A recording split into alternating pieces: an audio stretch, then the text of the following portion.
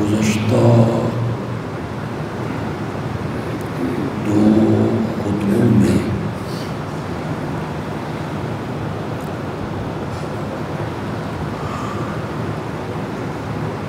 عبادت کی تعریف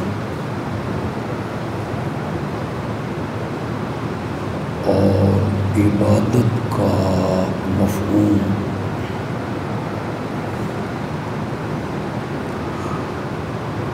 میں نے بیان کیا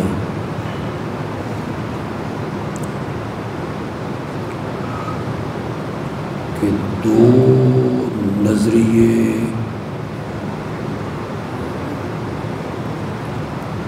دو عقیدے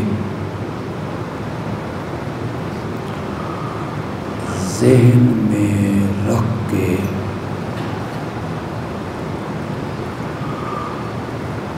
جب بھی کوئی تعظیم کریں گے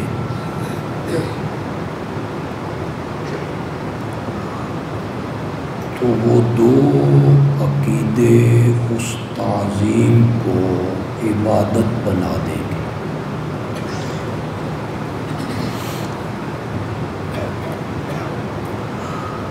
ایک نظریہ یہ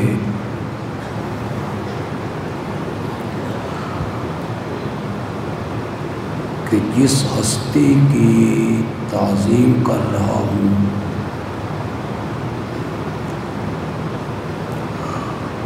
وہ عالم الغیب ہے،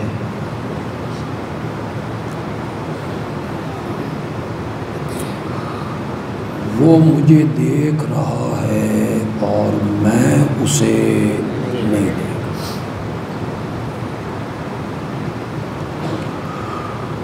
اور دوسرا نظریہ یہ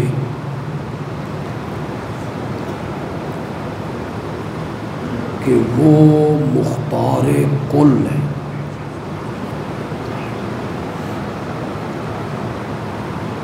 میرا نفع نقصان اس کے ہاتھ میں۔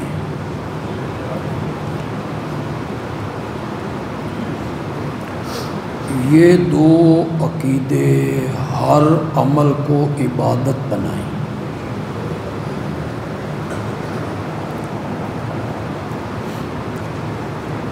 اس پر میں نے قرآن پاک کی چند آیتیں بطور دلیل پیش کی۔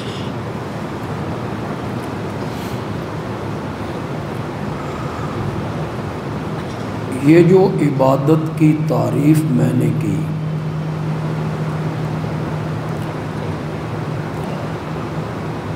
یہ ایسی جامع معنی تعریف ہے جو عبادت کے تمام اقسام پر صادق آتی۔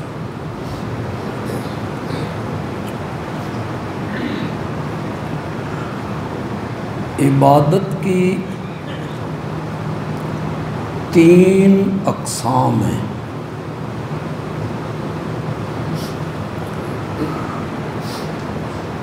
چوتھی کوئی قسم نہیں عبادت کی۔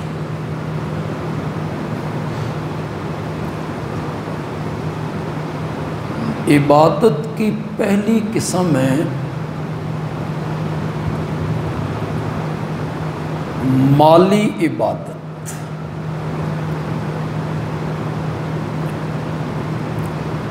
جس کا تعلق انسان کے مال سے،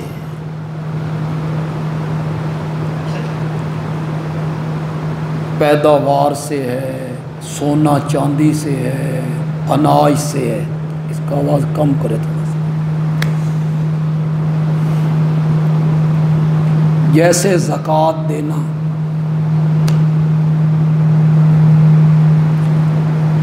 زمین کی پیداوار کا عشر نکالنا، فطرانہ دینا، صدقہ کرنا، خیرات کرنا۔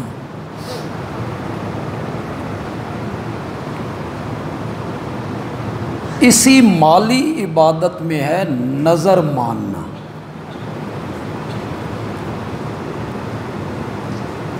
اسی نظر کو فارسی میں نیاز کہتے ہیں۔ یہ نہیں ہے کہ نظر کوئی اور چیز ہے اور نیاز کوئی، مترادف الفاظ ہیں، ایک عربی کا لفظ ہے، دوسرا فارسی کا۔ یہ جو لوگ کہتے ہیں نظر اللہ، نیاز،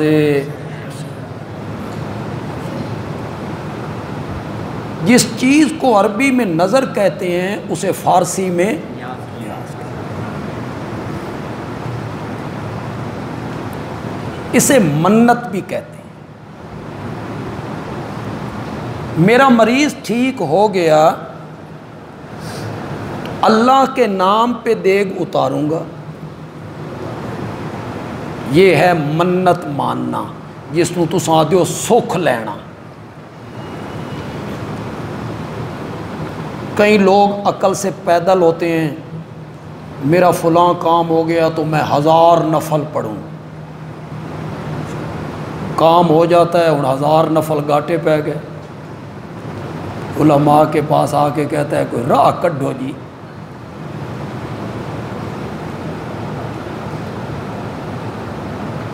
حدیث میں آتا ہے منت ماننے سے کچھ نہیں ہوتا۔ آپ سمجھیں نا، میں نے منت مانی ہے، میرا مریض ٹھیک ہو گیا تو مسجد میں اتنے 1000 روپیہ دوں گا۔ حدیث میں آتا ہے منت ماننے سے کچھ نہیں ہوتا، صرف کنجوس بندے کا کچھ مال خرچ۔ یہ شرط لگا رہا ہے، اور شرط بھی رب سے، تو پہلے میرے مریض نو ٹھیک کر تاں میں پیسے دینے نہیں۔ واہ، اللہ سے شرطیں لگا رہا ہے۔ منت ماننے سے کچھ نہیں ہوتا، لیکن یہ منت ماننا، سکھ لینا، یہ کسی نبی ولی زندہ مردہ کے لیے نہیں، صرف کس کے لیے؟ میرا مریض ٹھیک ہو گیا تو داتا دربار پہ دیگ اتاروں گا، یہ نیاز ہے، نظر ہے، یہ غیر اللہ کے لیے نہیں ہے۔ آپ قرآن کو ایک دفعہ ایک طرف رکھ دیں، حدیث کو بھی ایک طرف رکھ دیں، فقہ حنفی کو اٹھائیں، مقلد ہیں نا، دیوبندی بھی مقلد ہیں، بریلوی بھی مقلد، دونوں ایک امام کے مقلد ہیں، امام اعظم امام ابو حنیفہ رحمت اللہ علیہ۔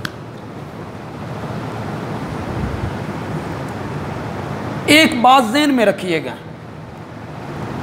تقلید جو ہے نا کسی امام کی، یہ عقائد میں نہیں ہوتی، عقائد قطعی ہیں جو قرآن نے بیان کر دیے ہیں، بس وہاں کیا ضرورت ہے کسی امام کی تقلید کرنے کی؟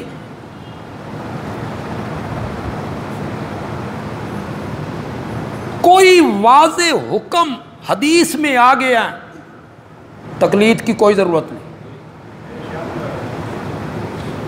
مثلاً کسی عربی کو اجمی پر، کسی اجمی کو عربی پر کوئی فضیلت نہیں، میرے آقا نے ارشاد فرمایا، اس میں تقلید کرنے کی کیا ضرورت ہے؟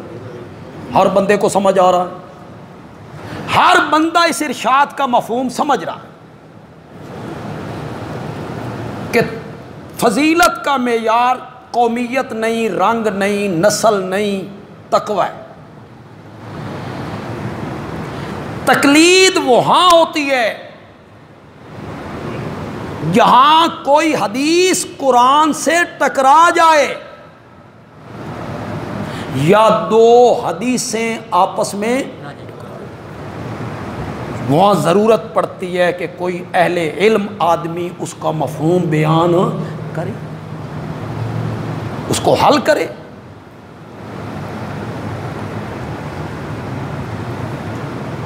ایک حدیث میں آیا، ایک صحابی کہتا ہے میں گاؤں سے باہر نکلا، تو جہاں لوگ گند پھینکتے ہیں میں نے وہاں دیکھا نبی اکرم صلی اللہ علیہ وسلم پیشاب کر رہے تھے کھڑے ہو کر. حدیث میں آتا ام المومنین حضرت عائشہ صدیقہ رضی اللہ تعالی عنہا کہتی ہیں آپ نے ساری زندگی کبھی کھڑے ہو کر پیشاب نہیں کی. جو آدمی یہ کہتا ہے کہ آپ کھڑے ہو کے پیشاب کرتے ہیں تھے وہ جھوٹ بولتے. کرو جی حل, کریں آپ حل. وہ صحابی جھوٹ بول رہا ہے, اس نے نہیں دیکھا, دیکھا ہے نا اس نے تبھی تو روایت کر رہا ہے. ام المومنین یوں فرما رہی ہیں. یہ ہے ٹکراؤ. یہاں ضرورت پیش آئی کہ کوئی آدمی اس کو حل کرے, امام اعظم نے اس کو حل کی. امام اعظم نے کہا ٹھیک بات وہی ہے جو حضرت عائشہ کہہ رہی, آپ نے کبھی کھڑے ہو کر پیشاب نہیں کی. یہ صحابی بھی غلط نہیں کہہ رہا, آپ کے گھٹنے میں تکلیف تھی, آپ بیٹھ نہیں سکتے تھے, مجبوراً کھڑے ہو کر پیشاب. دونوں حدیثیں حل ہو گئی کہ نہیں ہو گئی؟ یہ ہے تکلیف. پتہ نہیں اس میں شرک والی کون سی بات آ گئی, حرام والی اس میں کون سی بات آ گئی ہے. بے تقلید حرام ہے, تقلید شرک ہے. فَاسْأَلُوا أَهْلَ الذِّكْرِ إِن كُنتُمْ لَا تَعْلَمُونَ. اگر تمہیں کسی بات کا پتہ نہ ہو تو اہل علم سے پوچھ لیا, اہل علم سے پوچھو اس کا مفہوم کیا ہے.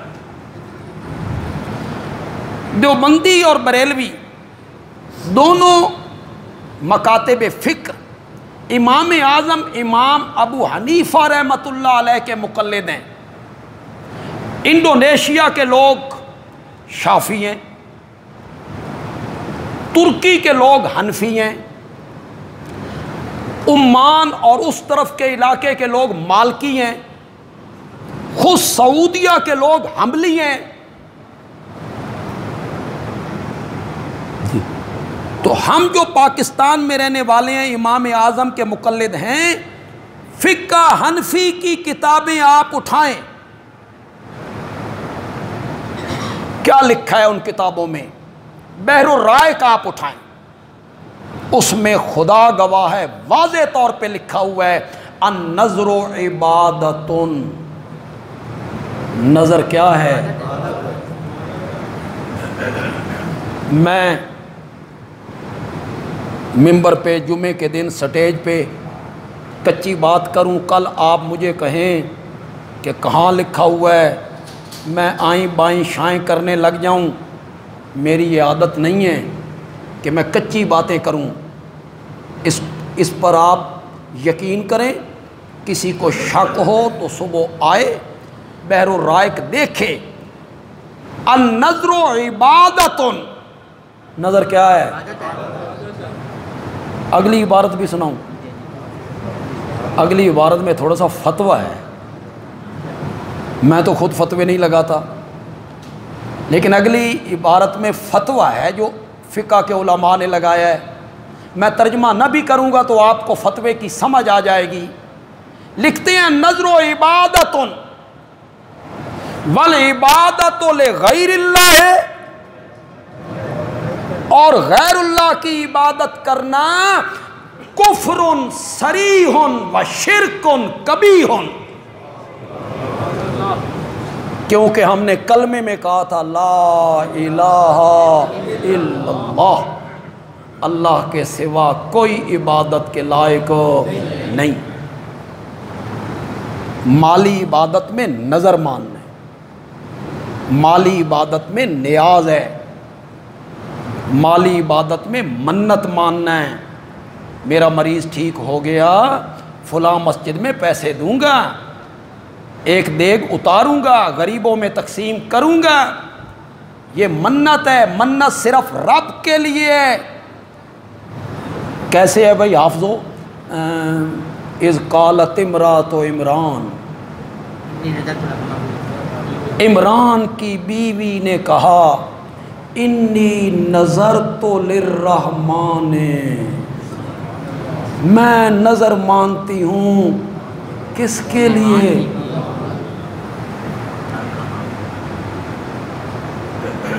مریم کی والدہ ہیں، حضرت مریم کی والدہ ہیں، نظر مان رہی ہیں کس کے لیے؟ اگر جو امانت میرے پیٹ میں ہے اگر یہ لڑکا بنا دینا تو تیرے گھر بیت المقدس کے لیے وقف کر دوں گی، چھوڑ دوں گی، اس کا خادم بنا دوں، بیت المقدس کی خدمت کرتا رہے گا، صفائیاں کرتا ہے۔ یہ جو مسجد کی خدمت کرنا ہے، مسجد کو صاف رکھنا ہے، جو لوگ اب تو کوئی کام نہیں کرتا، شہریوں میں کوئی بھی اس طرف مائل نہیں ہوتا، نہ عورتیں نہ مرد۔ مسجد نبوی کی تو ایک خادمہ عورت تھی، مسجد نبوی کی خدمت کرتی، وہ فوت ہو گئی تو صحابہ نے اسے دفن کر دیا، تو آپ نے بعد میں پوچھا وہ کہاں گئی بھائی؟ کہ یا رسول اللہ وہ تو فوت ہو گئی ہے، تو مجھے کیوں نہیں بتایا؟ کہ ہم نے سمجھا اتنی اہم بات نہیں ہے، تو میرے نبی نے اس کی مغفرت کی دعائیں مانگی۔ مسجد کی خدمت کرنے سے عزت ملتی ہے، یہ ذہن میں رکھیے، مسجد کی خدمت کریں، اسے صاف رکھیں، اسے دھوئیں، اس سے اللہ کیا دیتا ہے؟ عزت دیتا ہے۔ اگر لوگوں سے شرم آتی ہو کہ میں صفائی کر رہا ہوں، لوگ کہیں گے جی مسجد دا خادم بنے ہویا تے صفائی کرن لگا ہویا، تو رات کو کر لیا کرو یار، بندے نہ دیکھیں، مسجد کی صفائی ہو۔ میرا یہ بیٹھک ہے جس میں میں بیٹھتا ہوں، اگر کوئی بندہ محلے کا کوئی نوجوان میرے کہے بغیر اس کی صفائی کرے، وہاں جو کرسیاں پڑی ہوئی ہیں، صوفے پڑے ہوئے ہیں، اس کو صفا کرے، فرش صفا کرے، دیواریں صفا کرے، کیا مجھے وہ پیارا نہیں لگے؟ میرے دل میں اس کے لیے عزت، عظمت، احترام، پیار، شفقت نہیں آئے گی؟ تو جب آپ اللہ کے گھر کی صفائی کریں گے تو اللہ آپ پر کتنا خوش ہو۔ میں نے تو کئی مرتبہ لوگوں سے کہا ہے، نوجوانوں سے بھی کہتا ہوں، عزت چاہتے ہو تو اللہ کے گھر کی خدمت کیا کرو، اپنے اندر عاجزی پیدا کرو، تواضع پیدا کرو، انکساری پیدا کرو۔ من تواضع للہ رفعہ اللہ۔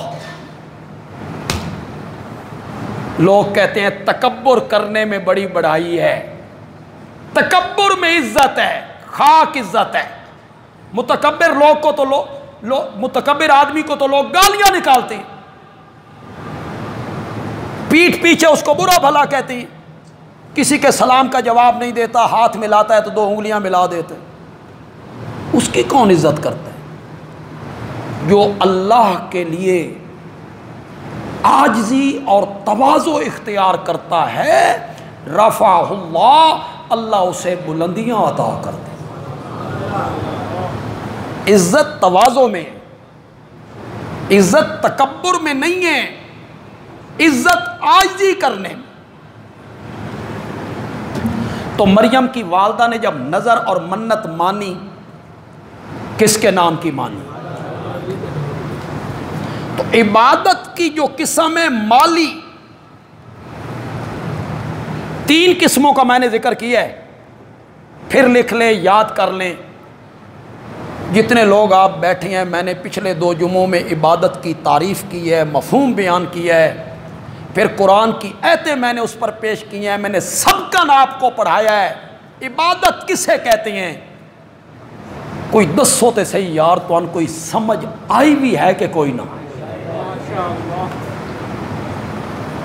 کہ کسی عالم سے جا کے آپ پوچھیں، کسی خطیب سے جب آپ جا کے پوچھیں کہ مولانا ذرا عبادت کی تعریف تو کرنا، عبادت کسے کہتے ہیں، عبادت کس کا نام ہے؟ تو اگر عبادت کا مفہوم آپ کو آ گیا ہے تو پھر آج آپ یہ سمجھیں کہ عبادت کی قسمیں کتنی ہیں؟ 3۔ مالی عبادت، بدنی عبادت، قولی عبادت۔ یہ عبادت کی 3 قسمیں۔ آپ ہر نماز کی رکعتوں میں جب اتحیات میں بیٹھتے ہیں نا، کیا پڑھتے ہو؟ کہاں سے شروع کرتے ہو؟ التحیات للہ والصلوات والطیبات۔ مصیبت یہ پڑ گئی ہے کہ ہمارے معاشرے کی اکثریت جو ہے انہیں نماز کے لفظوں کا ترجمہ نہیں آتا۔ وہ طوطے کی طرح رٹی رٹائی نماز سبحانک اللہم و بحمدک و تبارک اسمک پڑھتے ہیں، انہیں کوئی پتہ نہیں ہے ہم نے رب سے کیا کہا ہے اور رب نے جواب میں ہمیں، انہیں کوئی علم نہیں۔ اگر میں کہوں 98% آدمیوں کو علم نہیں تو شاید میرا تجزیہ غلط نہ ہو، 2% ہوں شاید جنہیں نماز کے لفظوں کا ترجمہ آتا ہو، مفہوم کا پتہ ہو۔ 98% لوگوں کو کوئی پتہ نہیں۔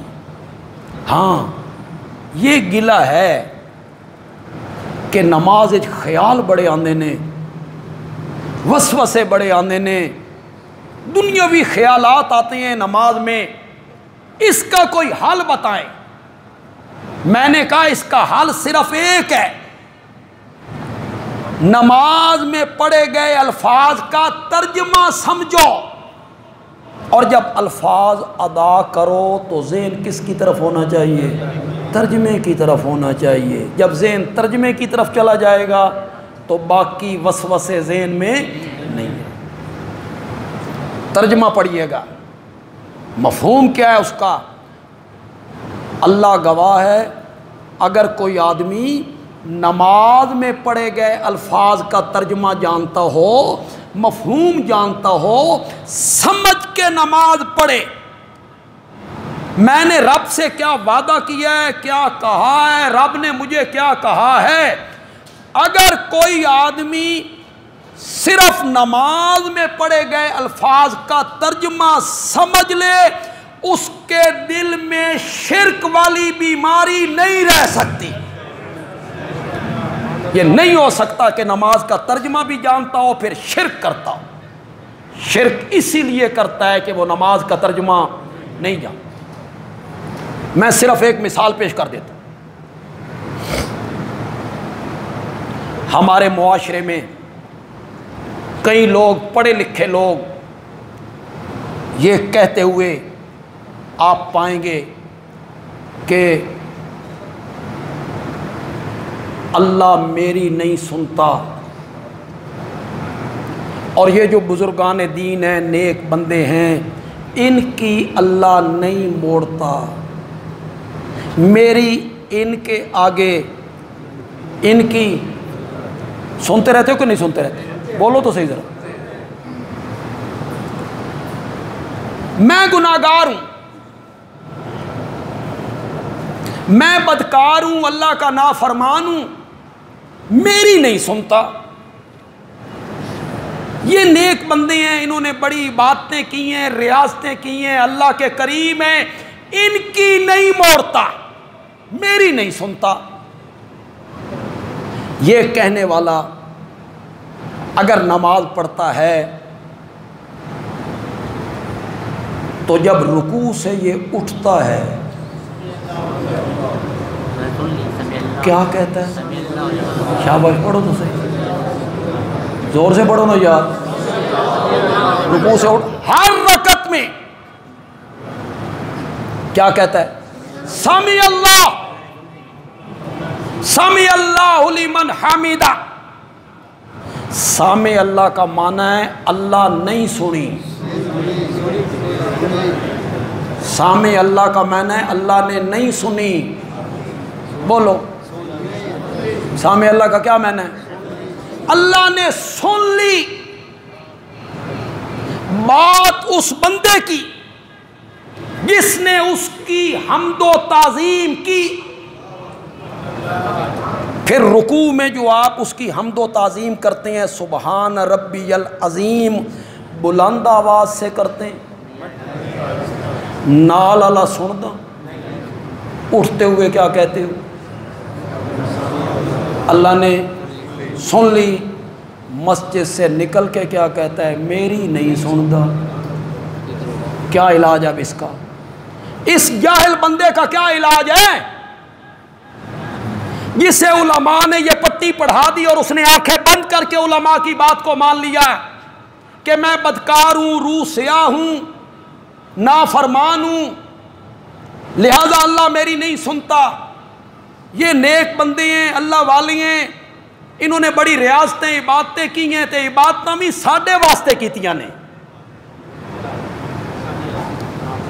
ان کی نہیں موڑتا۔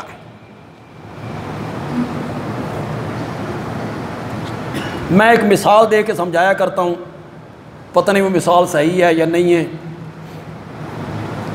سیاست سے تعلق نہیں ہے، اللہ تواڈی بھی جان چھڑا دے وے، نہیں تو انہاں نعریاں دے انہاں دے لیڈراں دے پیچھے زندہ باد تے مردہ آباد، زندہ باد تے مردہ آباد، زندگی تمہاری گزر گئی۔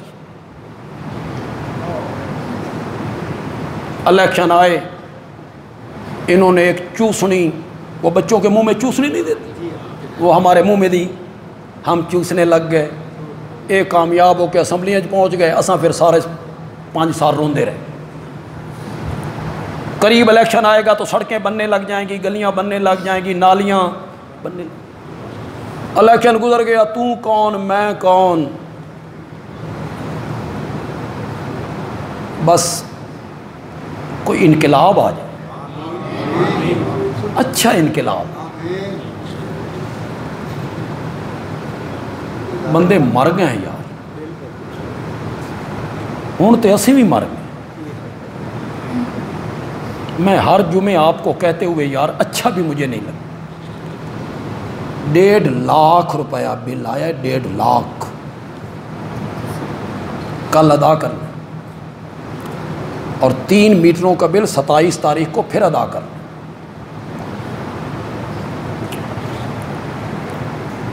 کہاں سے دیں گے؟ اللہ تو دے گا، اتو تے نہیں سٹنے اللہ۔ کب تک لوگ پورا کریں گے؟ کب تک لوگ جھولی میں ڈالتے رہیں گے؟ میں نے تو اپنے ساتھیوں سے کہا کٹوا دو، ختم کرو، یہ ساڈے کول نہیں کم چلتا، یہ نظام نہیں، آ جاؤ موم بتیاں تے لالٹیناں تے ہاتھ والے پکھیاں تے، کیونکہ ملک کو ترقی کے راستے پہ ڈال دیا گیا ہے۔ 75 سال ہو گئے نے، پتہ نہیں کتھے ڈالیا تسی، کیڑے پاسے سٹیا تساں ملک کو۔ انکم ٹیکس اس میں لگا ہے 18,000، انکم ٹیکس بڑی ساڑی انکم ہے بھائی، مسجد کا بل ہے اس میں انکم ٹیکس، خباستیں دیکھو، 10 دن ریڈنگ لیٹ کر کے، یونٹ بڑھا کے، ظلم دیکھو۔ جن کی 8 لاکھ تنخواہیں ہیں نا، ان کے 3 ہزار یونٹ مفت ہیں، اور جس غریب کی 30,000 تنخواہ ہے نا، اس کا بل 10,000 آ رہا ہے۔ اس طرح ملک نہیں بچتے، امیر تھوڑے ہیں، غریب زیادہ ہیں، اس طرح ہے نا، امیر لوگ تھوڑے ہیں، غریب لوگ زیادہ ہیں۔ امیروں سے لے کے غریبوں میں تقسیم کرو،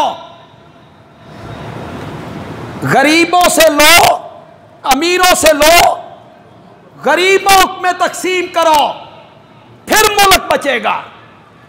غریبوں سے نکال کے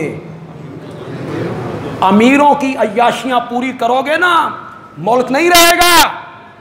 ملک نہ رہا تو تمہاری سیاست بھی نہیں رہے گی، حکمرانیاں بھی نہیں رہیں گی۔ اس قوم پہ رحم کرو۔ کتنے لوگ ہیں انہوں نے اپنی اہلیہ کے کوئی انگوٹھی، کوئی وہ بیچ کے بل ادا کر. کتنے غریب لوگ ہیں بچوں، چھوٹے بچوں کے سائیکل بیچ کے، موبائل بیچ کے. کتنے مہینے بیچیں گے جی؟ کتنے مہینے بیچتے رہیں گے وہ لوگ؟ ہڑتال آپ نے کر لی، جلوس نکال لیے، اثر کچھ بھی وہیں کے وہیں. معیشت کا اصول ایک ہی ہے، امیروں سے لو، غریبوں پہ خرچ. یہاں بالکل الٹ ہے، غریبوں سے لو، امیروں کی عیاشیاں پوری. افغانستان کا چیف جسٹس رکشے پہ آتا ہے. جاؤ فیس بک پہ اس کی تصویریں دیکھو، اکیلا آ رہا. ہمارے چیف جسٹس پولیس کی کتنی گاڑیوں کے ساتھ آتا ہے، اس کا خرچ نہیں ہوتا. اہلکار ہیں، پٹرول ہے، گاڑیاں ہیں. انصاف کرو نا، عدل کرو. عدل کرو تو خطرہ کس کا؟ یہاں سرگودا میں ایک جج ہوا کرتے تھے، تبلیغی جماعت کے تھے، احسان صاحب. بہت پرانی سی بات. سائیکل پہ آیا کرتے تھے، سیشن جج تھے، سیشن جج. کس پہ آتے تھے؟ سائیکل.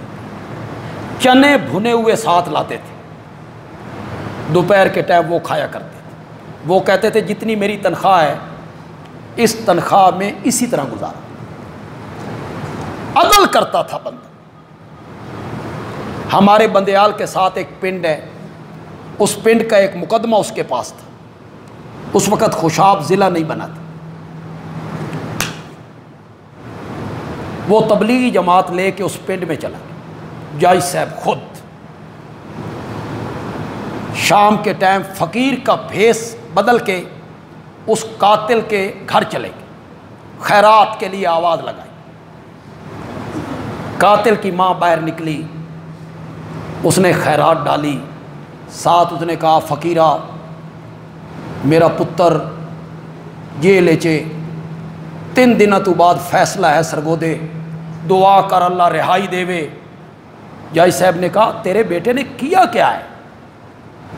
اس آکھا جی قتل تے کیتس. اس آکھا میں تحقیق بھی یہی کرنا ہے. آ کے سزائے موت دے دی. بندیال کا ایک بڑا کیس تھا ملکوں کا، وہ بڑے چودھری اور سردار تھے، سب کے لیے پھانسی. انہوں نے بڑی دھمکیاں دی، دھمکیاں نہیں، پھانسی. قائد آباد میں تبلیغی جماعت کا ایک اجتماع تھا. جج صاحب سرہانہ اور کھیس لے کے اس اجتماع میں چلے اکیلے. اجتماع جب ختم ہوا تو قائد آباد اڈے پہ آئے، بس کے انتظار میں ایک چارپائی پہ لیٹے، سرہانہ رکھا، لیٹ گئے. وہی جن کو پھانسی کا آرڈر کیا تھا نا، انہی کے اہلکار اور انہی کے بچے جج صاحب کے پاس آئے. جناب کار حاضر ہے، آپ تشریف لائیں، ہم آپ کو خوشاب چھوڑ دیں. وہ کہتے تھے کہ جو کچھ بھی ہے جج نے فیصلہ انصاف کے ساتھ کیا. انصاف ایک ایسی چیز ہے، تم ظلم کرتے ہو اس لیے تمہیں ڈر رہتا ہے کہ کہیں مظلوم تم پر حملہ آور نہ ہو جائے. تم اگر عدل کرو نا، انصاف کرو نا، تو سمجھو گے. تم اگر انصاف کرو نا تو روم کا سفیر مدینے میں آئے اور پوچھے تمہارے بادشاہ کا محل کہاں ہے، اور بتانے والے بتائیں کوئی محل نہیں ہے، وہ مسجد نبوی ہے. وہیں بیٹھ کے عدالت لگاتے ہیں، وہی سفیروں سے ملاقات کرتے ہیں، وہی وفد بھیجتے ہیں. اب کہاں ہے؟ تو بتلانے والے نے کہا اس رستے سے باہر نکل گئے. اس نے کہا عمر جس کا نام سن کر ہمارے بادشاہوں کی ٹانگیں کانپ جا.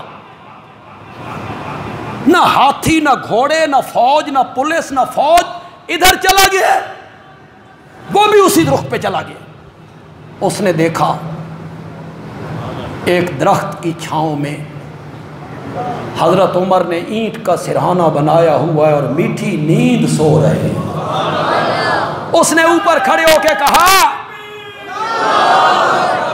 تو یقیناً انصاف کرتا ہوگا, کبھی تو جنگل میں بغیر کسی پہرے کے ایک اینٹ کا سرہانہ بنا کے سویا ہوا ہے, اور ہمارے بادشاہ محلوں میں پہروں کے اندر بھی انہیں نیند نہیں آئی. عدل کرنا سیکھو.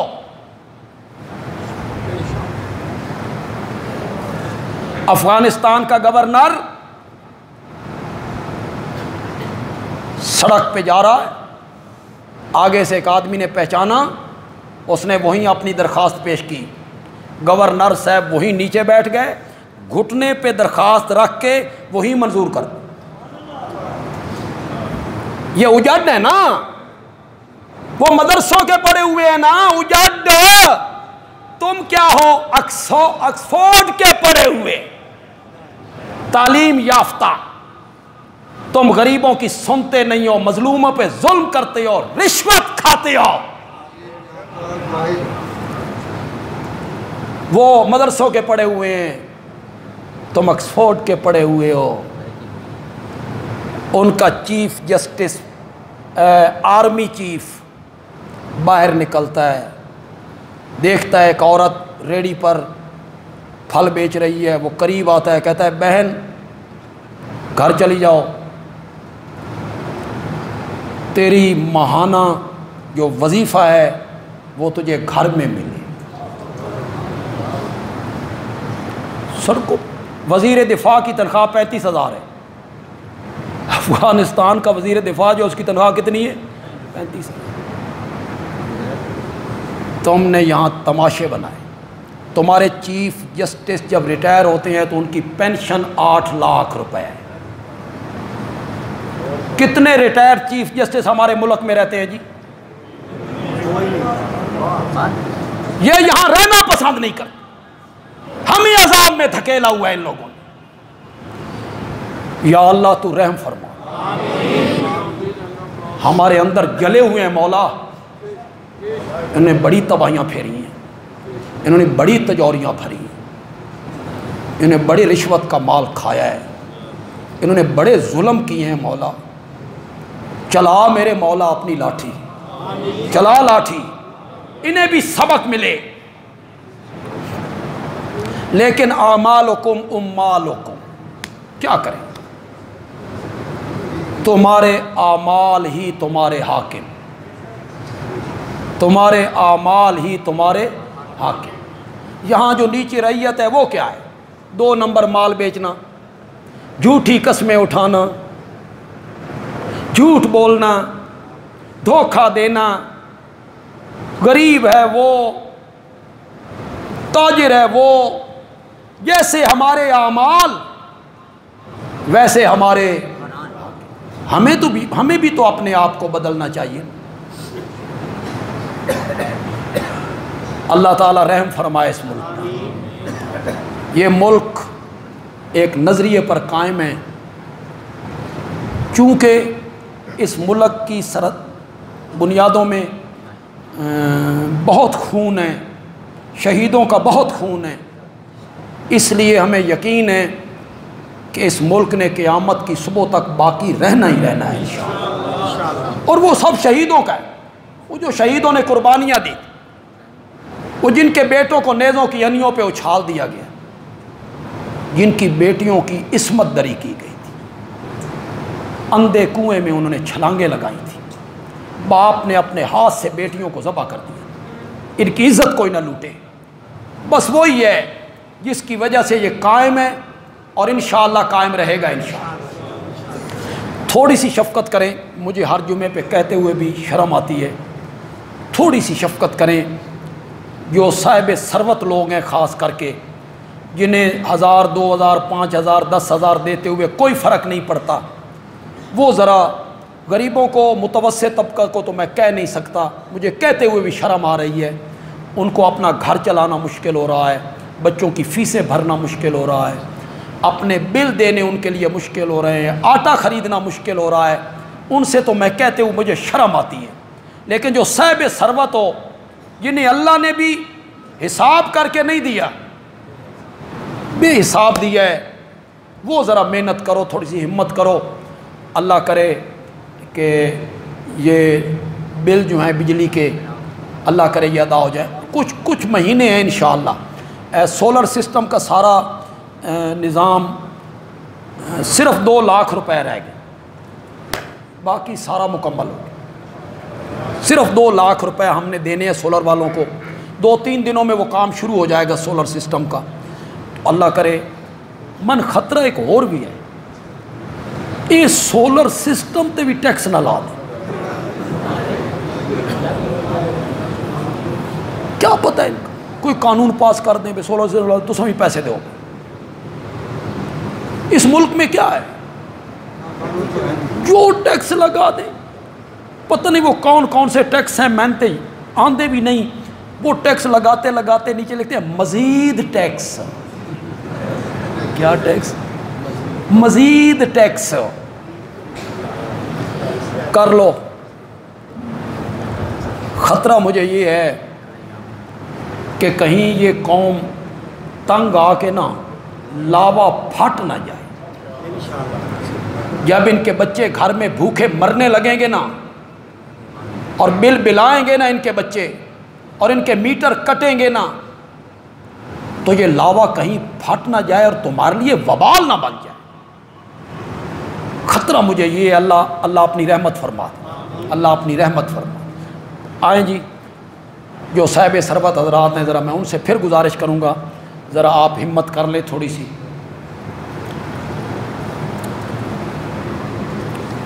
تو میں عرض کیا کر رہا تھا، عبادت کی کتنی قسمیں ہیں؟ 3۔ ہر نماز میں آپ التحیات میں یہ اللہ سے وعدہ کرتے ہیں، ہر نماز، التحیات للہ والصلوات والطیبات۔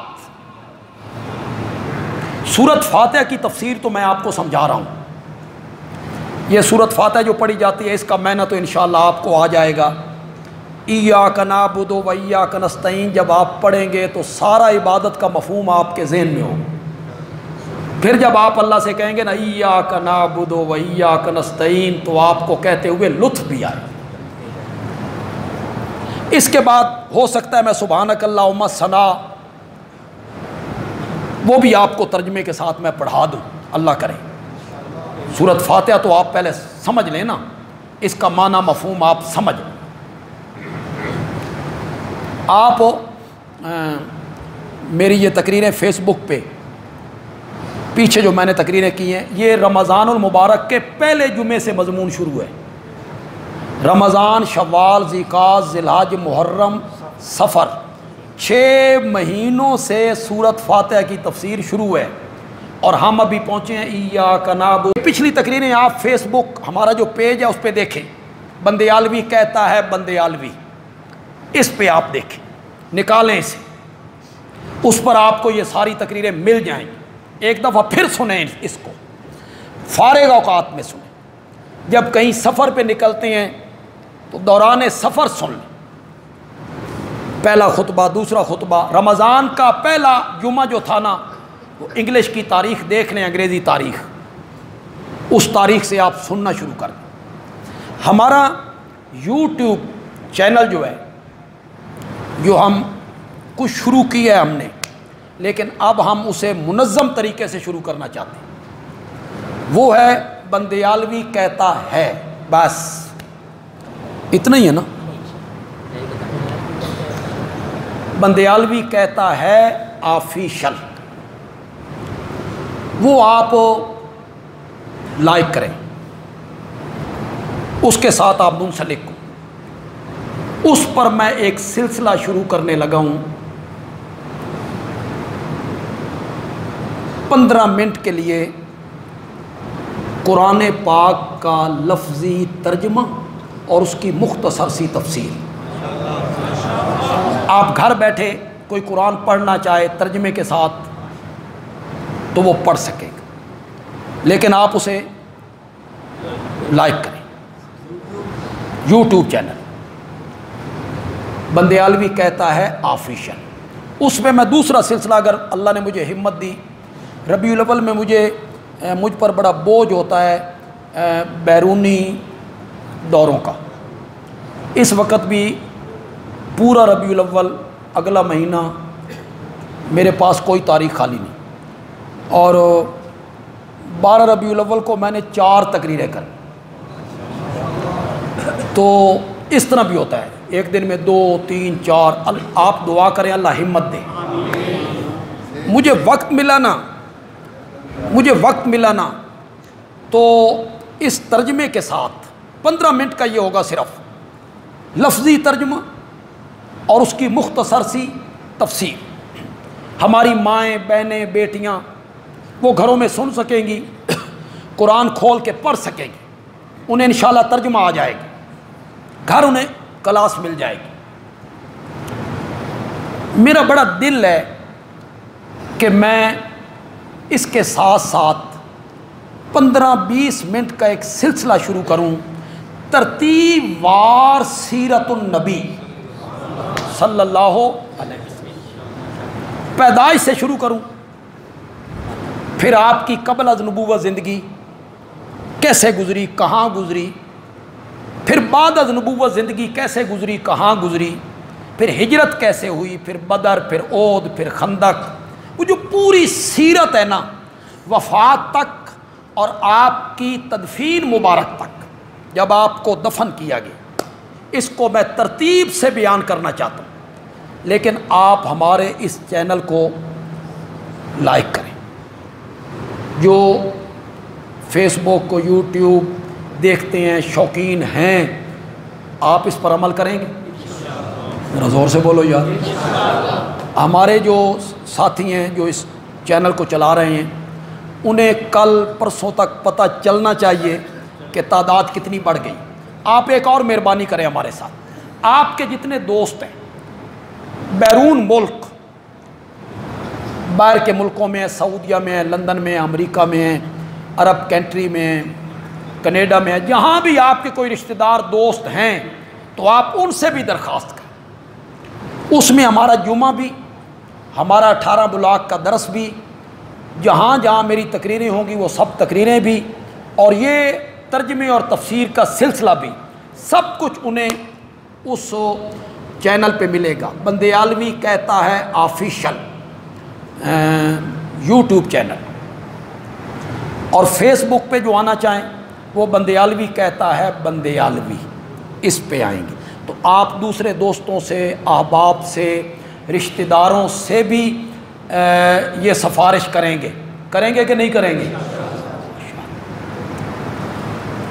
التحیات للہ والصلوات والطیبات. کیا معنی ہے جی؟ التحیات للہ، میری قولی عبادتیں، میں سمجھاؤں گا آپ کو قولی عبادت کیا ہوتی ہے، میں آگے سمجھاؤں گا آپ کو، فی الحال آپ اتنا ذہن میں رکھیں.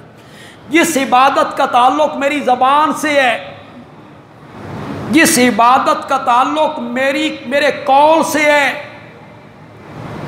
میری قولی عبادتیں یہ ہوں گی تو صرف للہ، اس کے لیے.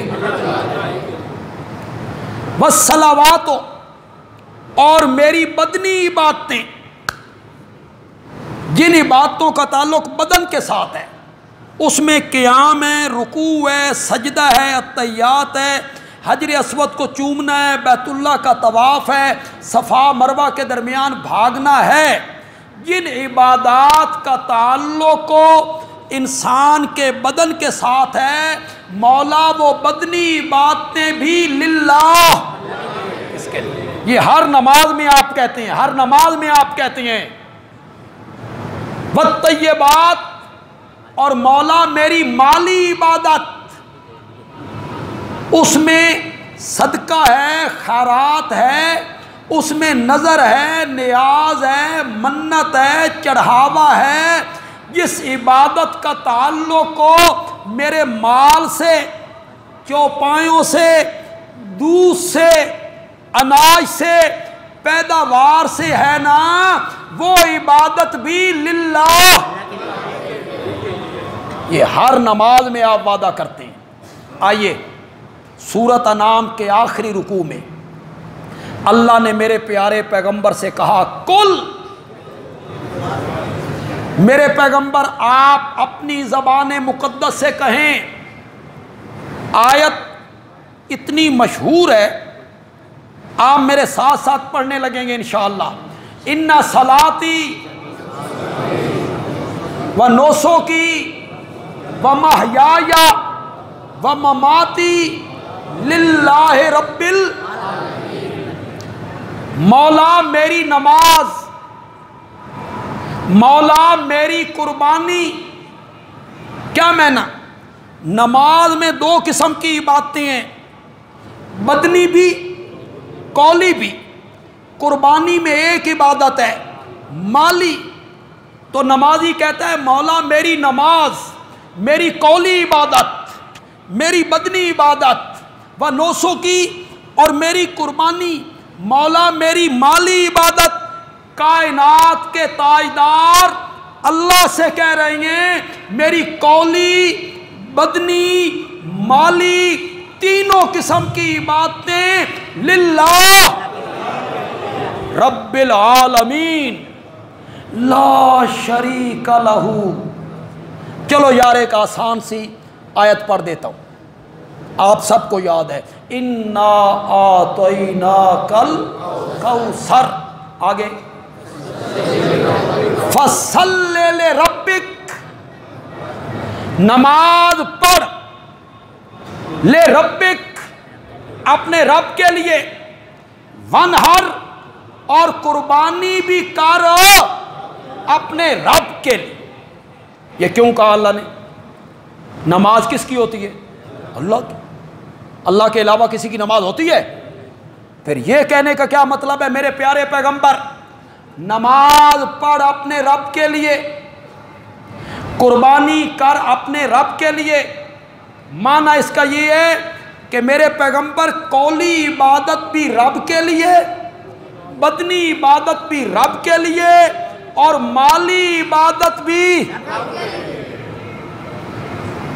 ان تین قسموں میں مالی عبادت پہ آج میں نے گفتگو کی، بدنی عبادت پہ 2 جمعے پہلے میں گفتگو کر چکا ہوں، اگر آپ کے ذہن میں ہو۔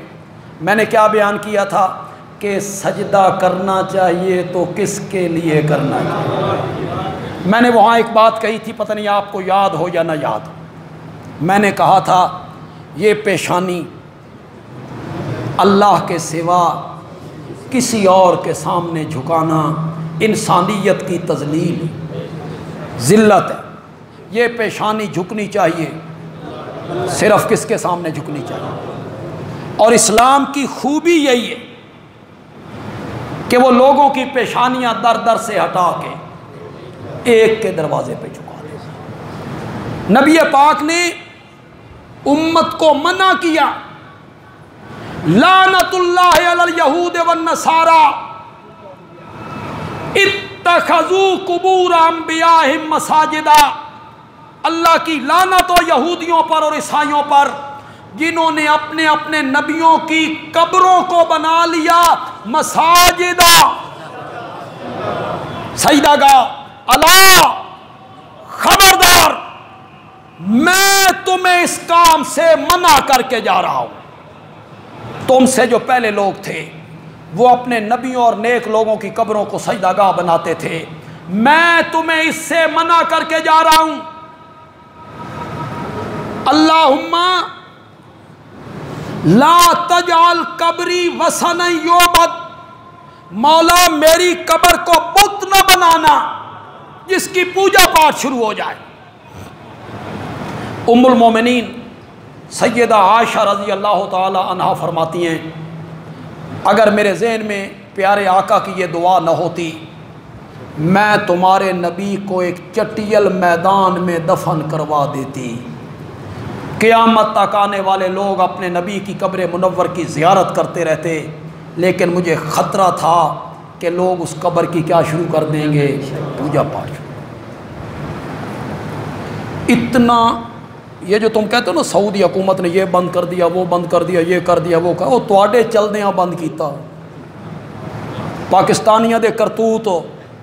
میں پہلی دفعہ حج پہ گیا نا، یہ سن 1987 کی بات، تو اگر آپ گئے نا، آپ مدینے نہیں گئے تو اللہ آپ کو لے جائے۔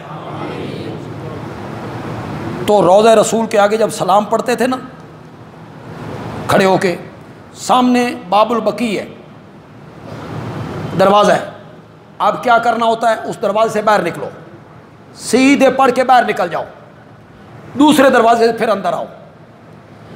پہلے یہ نہیں ہوتا تھا، یہ کھڑے ہیں سلام کے لیے، آگے جائیں تو نبی پاک کے قدمین کی طرف، جس طرف آپ کے پاؤں مبارک ہے، یہ جگہ خالی تھی، باہر نہیں نکلنا ہوتا تھا۔ جائیں، یہ جائیں آگے، صف آ جائے گا۔ تو وہ جو قدمین کی جانب ہے نا، جس طرف آپ کے پاؤں مبارک ہیں، وہ بڑی پرسکون جگہ تھی۔ میں کئی مرتبہ وہاں بیٹھا، قرآن پڑھتا رہتا تھا، نفل پڑھتا رہتا تھا، بڑی پرسکون جگہ۔ میں 1992 میں پھر گیا، میرے ذہن میں تو وہی تھا۔ میں سلام پڑھ کے میں نے آگے دیکھا تو انہوں نے وہاں قرآن کی الماریاں رکھ دی تھی، وہ رستہ انہوں نے بند کر دیا، باہر نکلو۔ میں نے پوچھا یہ انہوں نے کیوں کیا؟ انہوں نے کیا پاکستانیاں طواف شروع کر دیتا سی، سلام کے لیے ادھر سے پھر ادھر سے، انہوں نے کیا مدعا مکاؤ۔ لیکن اس طرح انہوں نے کیا کہ قرآن کا رخ جو ہے قدمین کی طرف کیا، ہم اس طرف سے آتے پھر قدمین کی طرف آ جاتے، اندر آ جاتے، وہاں بیٹھے رہتے۔ کچھ مدت کے بعد انہوں نے وہ بھی بند کر دیا، ان کے کرتوتوں کی وجہ سے۔ اللہ اکبر۔ تو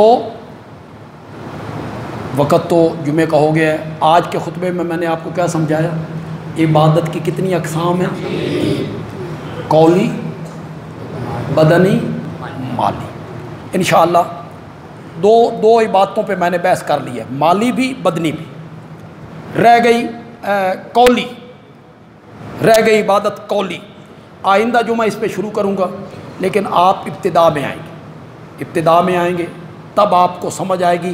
میں ایاک نستعین کو بھی اس کے ساتھ بیان کرنا چاہوں گا، تو میں چاہتا ہوں کہ آپ میں سے اکثر لوگ اس کو سن لیں۔ درس قرآن انشاءاللہ 18 بلاک میں آج ہوگا مغرب کے بعد۔ آپ تمام حضرات اس درس میں تشریف لائیں، سنیں۔ دیجیے اذان۔